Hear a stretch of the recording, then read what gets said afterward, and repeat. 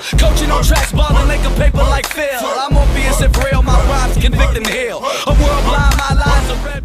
Welcome to the Faithful Fan Show. I'm your host, Tony Cook. Joining me today is a 6'5", small forward, played collegiately, Chadron State, plays pro, Mexico, let's go, Julian Petway, JP. Yo, man, thank you for having me, Tone. Yes, man, yes, man, Jay. I'm a big fan, first of all, of your show. Thank you, sir. Man. Thank you, You're sir. my brother, first and foremost. Hit him with the floor real quick. They ain't seen that handshake on the show yet. Yeah. You already know. Yeah, you know what time it is. To the left of us, I have my fact checker. He's my son. He's joining us for the first time as well. Round of applause for Tone. And we're going to get right to it. I've been waiting for JP to get in here and talk basketball. I told him because he lives, this is long distance. He lives in Mexico. He actually plays out there pro. So I told him when he comes out here and the season's all going, we gonna rock our episode. So first thing I want to know from you, Jay, we've been watching a lot of these games and everything. We're pro Laker, so we're going to play the 8th seed. That being said, it's important who gets the 8th seed. Who do you think right now, seeing all these teams battling for it, who do you think comes outstanding?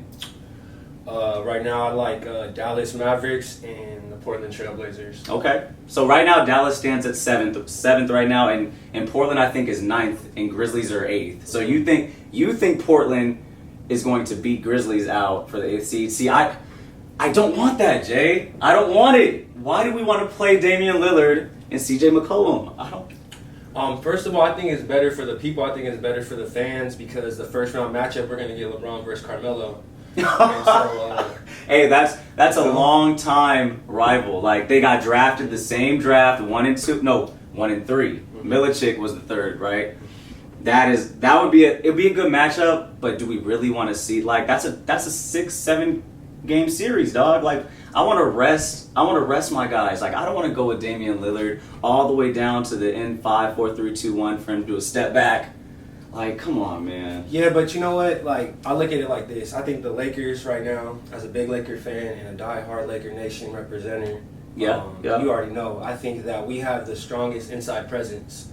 This is true. I don't think that the Trailblazers really propose any type of big time threat in that situation. Anthony Davis, defensive player of the year, playoff basketball, arguably. bro. So playoff basketball, man, you gotta come with it because the game slows down, the scouting reports get stronger. This is true. And I think that I think it's more about the matchup. I think we can get it done maybe 4 games, if not 5. Oh wow! So you're predicting it, but I feel that way. see, their inside presence is better than we think, dog. So they get Nurkic back.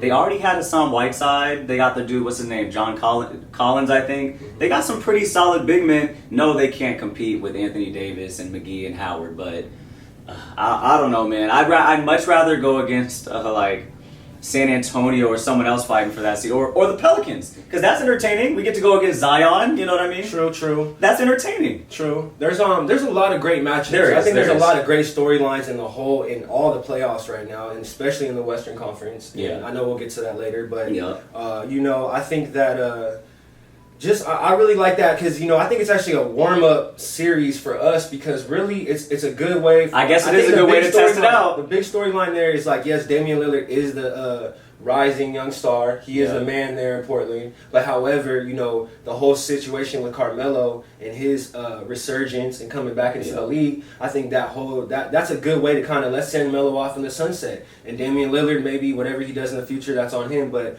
as the Lakers, I think that the first series, that's a good series for us to start with. That I don't want to just walk into the first round. And you want a good test to see where we're at, but I'd rather get tested a little bit. And also, we don't have one of our best perimeter defenders going against Damian. Like with Avery Bradley going down, But we got some great pickups, man. We got some JR, boys are back in town. Boys are back in town. Feel me, Big Cheese. So since you think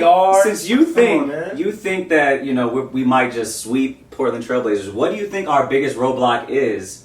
Period. If we're trying to get to the finals, because we know that's the end game. That's what LeBron wants. That's what AD wants. He just recently came out and said he wants to do it for Kobe. I'm like, that's pressure, bro. That's pressure. What's their biggest roadblock though? We know the elephant stand in the room, Clippers, but what do you think?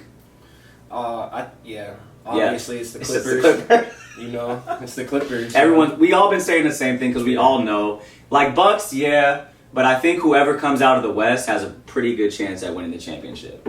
Lakers, you know what I mean? But Well, I think, I definitely think it's the Clippers. I just think their defensive presence, I think because they play so hard, but at the same time, man, it's just a lot. I think Kawhi, he got kind of, I don't want to say like lucky, but he had some fortunate situations happen for him to get his championships, and he played on really great teams. And now he has a way bigger workload. Like, he has a LeBron type leadership workload now, and also Paul George has a big like situation of like things he has to get over, but they're both great players. Paul George is scaring me, dude. They're both great players, but I just don't think that their role players, besides those two guys, those guys will play incredible. I have no doubt in that. But I think the rest of their role players and their pickups are just like a little bit less, like a lower level of versions of ours. I agree, except when we're talking about like their bench scoring. I feel like Lou Williams and is Montrezl Harrell even coming back? Like, I know he's gone for like family reasons, personal reasons or something. Man, I don't know, but I hope so, because I'm a big fan of Montreal too, and I watched his work ethic, man, through the whole summer, and him going to Rico Hines and him and Lou Will, they put that work in, man. And as a hooper, man, I love his game and the way he approaches it. So I hope he comes back, man. I hope he gets in there and gets his gets his time and shows what he can do, because this is a big year for him as well. He's one of the only ones on the Clippers team that might be able to stay in front of Anthony Davis for a little bit. You know what I mean? Nah, I don't think so. I mean, not even him. No, I agree. Not even him. But I think, who else besides him is guarding Anthony Davis? I think that's his problem, because Anthony Davis is more of a disciplined, smarter guy. He's more technically sound. Like, the up fakes, and maybe Montreal's in foul trouble. And he's more explosive. He gets off the ground. Yeah, he gets off the ground a little too much for Montrez. Yeah, and Montreal's could also give Anthony Davis trouble because of, I think, Montreal's motor and the way his intensity and the way he plays so fast. Yeah, he's a rough rider. That could wear down any big man. So it is going to be a fair matchup, but I think in the end, I just think our star power with LeBron and AD will be able to maybe get past the Clippers, and we're gonna have to see. But so it's like it's not really a roadblock; it's just a speed bump. It's a speed bump to the end goal. Lakers in the finals. Me and JP both saying it. We are halfway through this episode. We are going to get back. We got to pay some bills, but we will be right back with you on the Faithful Fan Show. Thank you. Cali nights, what I'm living for. It's what I'm grinding for. That Cali life. Everywhere I go, they already know. Yeah. Cali nights, what I'm living for. It's what I'm grinding for. That Cali life. Go get us, what's up? Everywhere I go, they already know. Grew up in the Bay, side shows, East Oakland on Saturday nights. Murals on the sidewalk, candles and lights. Parties in the back room, amateur fights. Box share, front yard next to the bikes. All my riders leather vests who rep it for life. My niggas came out just to tear up the street. Police in the way, they ain't shutting us down, cause they ain't got no clue where we off in the meet. All Chevys got dope, that's already. I'm up early getting my shit shined up for the ladies. Tennis shoe, pimp, shell toes, J. Jonas, no Stacy's. Pocket full of cash, got more in case they cage me. From Inglewood to Vallejo, Richmond to Watts. From Oakland to Compton, we got a circle of blunts. LA to the gay, I stay on the coast, back. It's that Cali life, riding in that Cali night. Cali nights. Welcome back to the Faithful Fan Show. Y'all know I'm here with JP, the homie.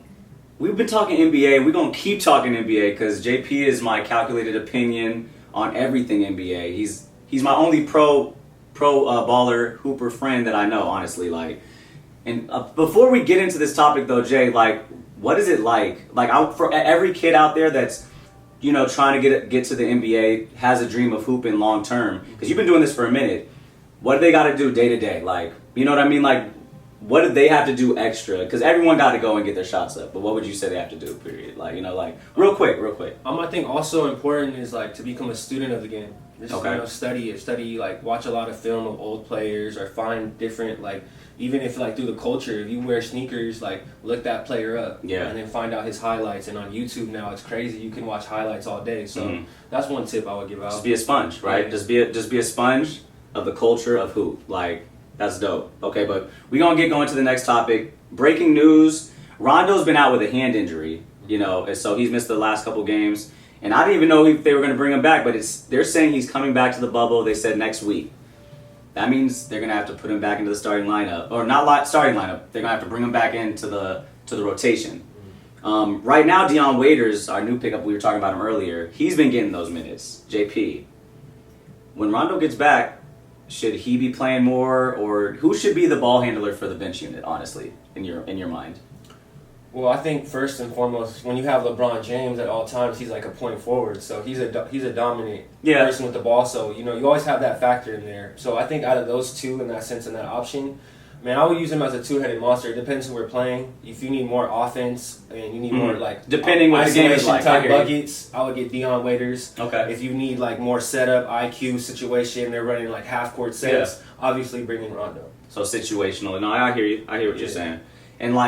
And I've been seeing it a lot. Dion Waiters helped us because what we needed before the bubble, we needed more scoring off the bench. Like, someone who could get their own shot. Because Kuzma's cool, but he still needs someone to help set him up to get that bucket. And I think Dion Waiters is like that perfect player that could just get his own bucket off the bench. You know what I mean? Rondo really couldn't do that, So, but with Rondo coming back, it's going to be interesting. We're gonna really have to see if they choose to bring him back because Caruso gets more minutes because of Rondo being gone. You know what I mean? Like a lot of players are going to get affected by that. Yeah, you got a lot of like options, and I think that the important thing is as long as everybody's at the same intensity, on the same page, and understanding that like the playoffs is a marathon and night in night out, like each game requires a different type of tool in the toolbox. So I think that they're all tools, and so. In the sense of like, let's just see what the work is that night, and we got to just use each one to the best of whatever the coach thinks. And that's one thing you could say about Rondo. Rondo ain't going to be shook by the moment. Like, Rondo's been in these high-pressure moments. That's one thing you could say about him. He may not be all there anymore. He might have lost a step. Also, shout out Rondo. If Rondo, I think that, I want to say this, man. I as a Laker fan growing up, man, I despise Rondo, but me too. That's why it's hard. I respected him. I respected his game. I respected him. He was a killer, and he'll be the first one to ever get a Boston and a Laker champion. That's wild. Done, the first one. Wow, that's wild. That's like that's pretty cool, huh? That's like see, and honestly, I'm always anti Rondo on this show because like now I see what we're missing without him, but like. He just seems like he's past that point. I feel like Coach Vogel gives him too many minutes for him to handle. Honestly, like that's where I'm at. Actually, I'm gonna say this. I went to a Laker game this year. Actually, when the Lakers played the Phoenix Suns back in February. Okay, and it was a home game. And is that a game where he balled out? He balled, but he still has a game where he balls out buckets the whole entire game. So even last year, he hit a game winner against Boston. Remember, that was big. He's a veteran. He's one of those guys where he always has it in him, but you don't need it every night. You don't need a lot of Rondo, but maybe there's moments in the playoffs where, hey, we're going to need another ball handler. LeBron might be tired. We might need someone to really run that play. For sure. We might need someone, but like championship pedigree. I think it goes a long way. If you've been on a bench, if you've been on a team that has won a ring and got it done, or you've been even a major contributor on that team, I think that means a lot. And we got a lot of those guys as a Lakers fan. We do a lot. We have a lot of those guys on that team. A lot to pick from. So what we gonna do now? Like we talking about championship pedigree. What I also need to know from JP before I let him go is what are your NBA predictions? Like who do you think's gonna be playing for the Western Conference Finals, Eastern Conference Finals, and then who's winning the finals? The main championship.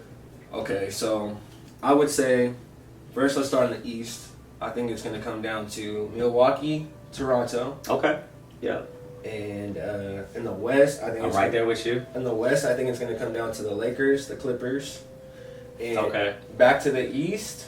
So I think Milwaukee gets it done just because I think Giannis is just too much. But it's looking more and more like Toronto. Toronto's looking good, dude. They're a strong team. And you know who else? They're dangerous. This is a fair one in that opinion. And there's another team that's looking good right now, Miami. Also Miami. You can't forget about the Celtics. Yep, Celtics. Hey, can't forget about the Celtics either. So we don't want to see this. It would be awesome though. Celtics, Lakers in the finals. I can't be mad at it. It's always a classic matchup. Yeah. That's our rival.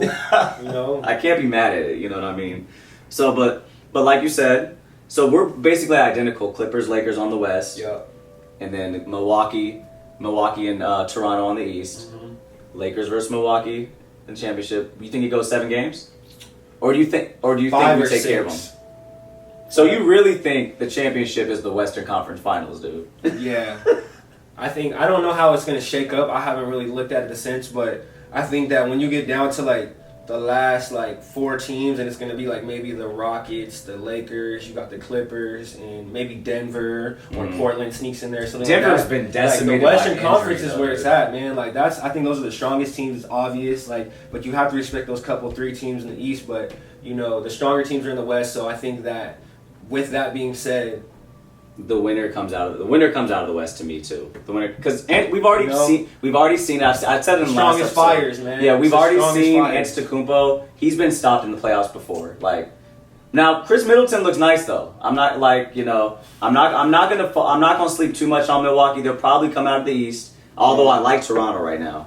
Especially how they whooped us. That's a fair one. How they whooped us, that was bad. Yeah, that's a fair one. I mean, I respect Toronto. I really respect them. They play as a strong unit together. They got a lot of good pieces there. Like, you know, nobody's bigger than the team. But at the same time, I think that's also their Achilles heel, because when they get across a guy like Giannis, or maybe even get into a guy across LeBron and AD, like, I don't know if Toronto really, the superstar power. No, I agree. I agree with that. I agree with that. And that's why I'm starting to look at Miami too, though, because they have Jimmy Butler. Dog, they just beat, I think it was last night, they beat Boston Celtics. They dog beat them without Jimmy Butler.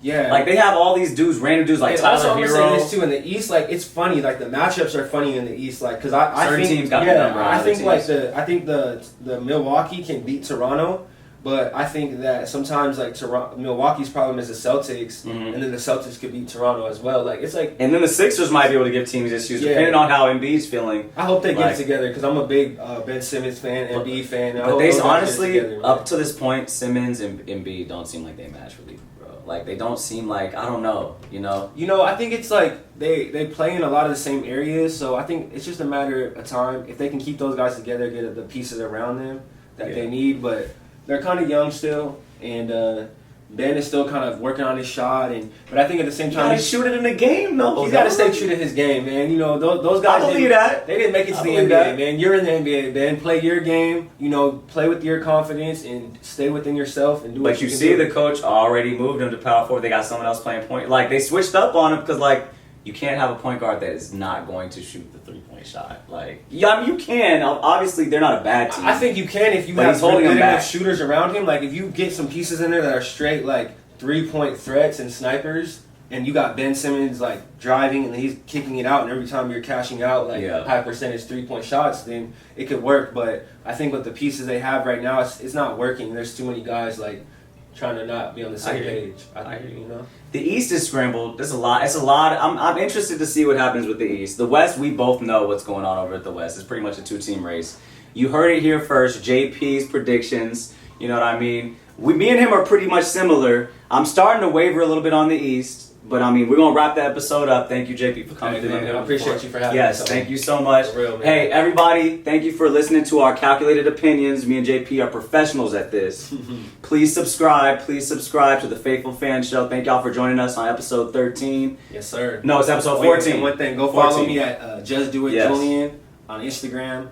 Shout out everybody that's ever shown Yes, me sir. love in this hoop world, man. And if you're a hooper, man, just keep going at it. Keep working, keep working, keep working. You know, stay in your lane, and the sky's the limit, man. Sky's the limit. Faithful Fan Show. We'll be back next week. Pain going hard with the venom. Shot so much, man, I think I need a lay. I need a lay in the pain going hard with the venom. I need a lay so much, man, I think I need a lay.